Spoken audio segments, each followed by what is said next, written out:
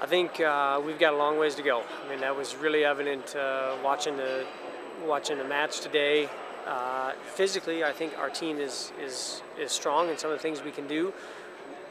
We cracked at different points in different circumstances on each of our courts today, and that tells me that you always have to look at that and say, did the coaches do the best job preparing these guys that they can?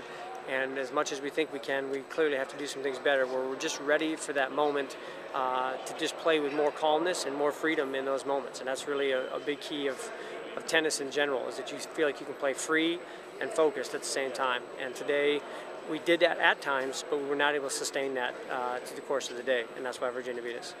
And then can you talk about Tim and Ross, though, beating the number 2 ranked team in doubles? Certainly happy for Tim and Ross. They've been on the opposite end of that a million times, where they've been up and had chances to close out matches and have not done that. So they've worked very hard at their doubles, and they probably deserve that. But at the same time, overall as a team is the main thing. We've got to improve some of these things with our team. How do you keep a level head going into tomorrow and not letting this loss bother you guys?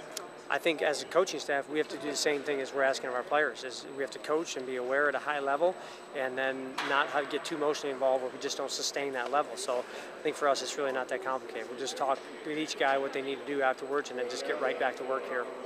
Was it just a balance of the level of competition and faults on your side, or was it? Yeah, I think Virginia was just. I think it's really simple.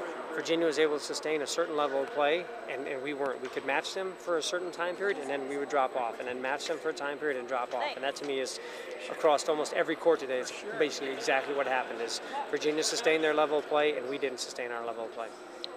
This will be the 6th time that you guys have had to play 2 teams within 2 days. I mean, does your team have the endurance for that? Have they shown it so far?